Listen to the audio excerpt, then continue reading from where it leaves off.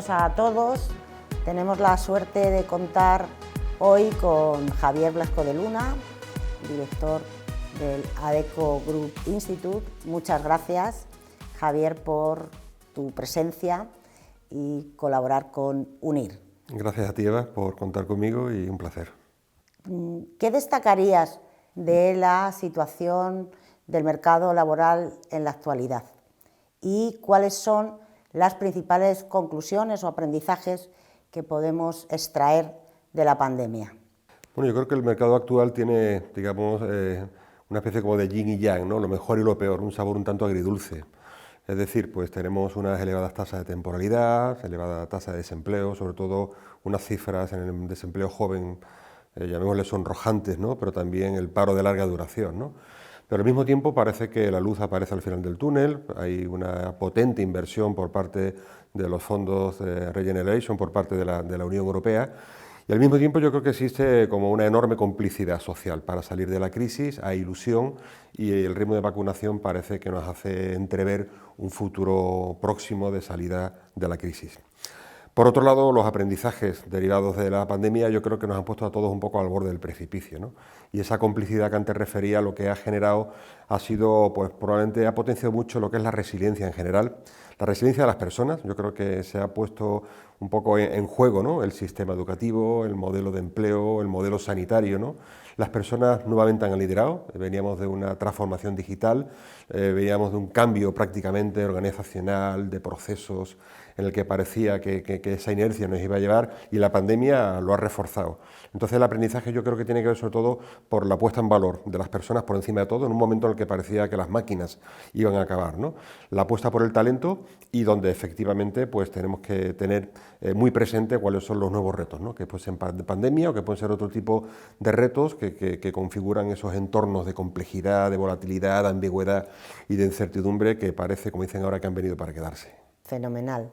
¿Qué valor aporta un MBA profesionalmente? ¿Por qué sigue siendo una de las titulaciones más valoradas por las empresas? Bueno, yo creo que el MBA es una titulación que se va, digamos, casi reconfigurando y aportando cada vez más valor a lo largo del tiempo. Es decir, inicialmente los MBA iban orientados a los que pretendían ser emprendedores, y luego, sin embargo, como vamos a una sociedad, sobre todo dentro del mundo de la empresa, en la que parece que lo que más permanece en el tiempo son las competencias, son las habilidades, y los conocimientos son mucho más vulnerables, ¿no? Más caducos, pues parece que el tener ese pack, digamos, de formación que de alguna manera te permite tocar cada una de las funciones del área, eso facilita que las organizaciones vean en la persona que tiene un MBA esa capacidad de adaptación, porque vamos a entornos en los cuales va a ser muy difícil que podamos estar más de 3, 5 años ejerciendo las mismas funciones dentro de la empresa. Y además el MBA, sobre todo, lo que entrena es una de las competencias más valoradas hoy en día, que algunos le llaman curiosidad, otros le llaman innovación y otros le llaman autoemprendimiento, ¿no? O emprendimiento per se. Es decir, el emprendedor no es solamente el que crea un negocio, en las empresas hacen falta emprendedores. De hecho, en muchas grandes organizaciones hay una serie de inercia, de fuerzas centrífugas que impiden esa innovación, y por eso hacen falta personas que sean disruptivas, que sean innovadoras y que gracias a los conocimientos que adquieren un MBA pues puedan aportar ese valor de creación en un entorno de globalización, de competencia cada vez mayor. Hace falta evidentemente estar en continua reinvención, donde la innovación es esencial. Efectivamente, esa parte de polivalente hace o genera profesionales, o se forman profesionales polivalentes, y eso creo que es importante, y más en este entorno, ¿no? Como has dicho, donde la innovación, el ser disruptivo y el buscar soluciones y tomar decisiones rápidas y ágiles es fundamental. ¿Qué cualidades y valores debe tener los directivos en el entorno actual? Bueno, yo creo que el directivo tiene que conjugar habilidades y digamos, valores un tanto de siempre, cuando se habla del liderazgo, cuando se habla de la capacidad de comunicación, de la capacidad de negociación, de la capacidad de persuasión, pero sí que parece que tanto la digitalización como la pandemia ha venido casi a resetear esos valores, y ahora, junto a ese liderazgo en organizaciones cada vez más horizontales, es un liderazgo mucho más situacional. El líder tiene que ser más un facilitador que ese líder jerárquico. El líder tiene que ser mucho más empático y mucho más humano. Las personas en esta pandemia lo que nos vienen a decir es que confían sobre todo en sí mismas, pero confían también en sus organizaciones, pero en la organización en su conjunto. Ese liderazgo carismático pasa a un liderazgo mucho más empático, mucho más emocional, mucho más humano. Y tampoco nos podemos olvidar, evidentemente, de esas capacidades desde el punto de vista de la digitalización. Es decir, el líder va a tener que negociar, comunicar, persuadir en remoto también, con lo cual no puede ser un desconocedor de las competencias. Y dentro también de eso que se llaman ahora las organizaciones data-driven, pues en definitiva el que se sientan cómodos, porque en la toma de decisiones cada vez prima mucho más el dato. Y el dato no es solamente conocer el dato e interpretarlo, sino también el cómo contarlo, ¿no? Eso como se llama ese storytelling, podríamos hablar de un data telling, ¿no? Con lo cual esas capacidades, como decía, de comunicación, de negociación, de empatizar, de liderazgo, evidentemente, pues de alguna manera se reconstituyen de manera nueva y hace que las empresas y que las personas sobre todo demanden nuevos tipos de líderes que conjuguen lo mejor de lo anterior y lo novedoso de estas nuevas competencias y habilidades. Al final necesitamos líderes transformadores. Sí. La Facultad de los Negocios es la facultad de empresa online más grande de España. ¿Cuál es la importancia de que la universidad esté estrechamente vinculada con el entorno empresarial? Yo no hablaría, Eva, de importancia, yo creo que es vital de cara al futuro. De hecho, yo pienso que toda organización docente, cualquier universidad, sobre todo la universidad, que no esté cerca del mundo de la empresa, en definitiva, del mundo de la oferta, ¿no? de qué profesionales demanda el mundo de la empresa, tiende a desaparecer. Yo creo que es uno de los grandes problemas que actualmente, que históricamente ha tenido, digamos, nuestro modelo educativo, ¿no? Y hemos visto cómo algunos de los sistemas educativos, como en el caso de la formación profesional, ¿no? Cuando ha sido mucho más próxima, mucho más dinámica, mucho más adaptativa, pues ha tenido éxito, y cuando no, pues ha funcionado todo lo contrario. Ahora mismo el mercado de trabajo, al menos nosotros desde mi organización, lo que vemos es que esa falta de match entre la oferta y la demanda no se va a poder salvar a futuro. Es decir, todas las universidades deberán tener, y por eso yo creo que UNIR está haciendo muy bien ese trabajo de tener evidentemente esa proximidad, esa proactividad, sobre todo para preguntar, para que en su oferta educativa evidentemente prime sobre todo lo que demanda el mercado de trabajo, que además va a ser cambiante a lo largo del tiempo, con lo cual esa capacidad de adaptación dentro del rigor académico es necesaria. Faltan empresarios, empresas de mayor tamaño, directivos con mayor responsabilidad en grupos internacionales.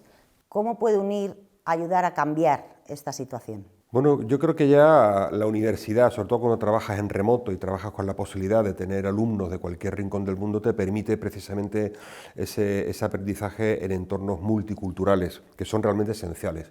El por qué en nuestro país no tenemos suficiente pegada desde el punto de vista de presencia de directivos de España en multinacionales, es verdad que hemos tenido un gap lingüístico, históricamente. Es verdad que, de alguna manera, la cierta resistencia, ¿no?, sobre todo a la movilidad geográfica, pues también ha existido, pero es verdad que ahora mismo el trabajo en remoto, el proceso de globalización y también, todo hay que decirlo, tenemos una de las generaciones mejor preparadas de nuestra historia, yo creo que va a cambiar, por un lado.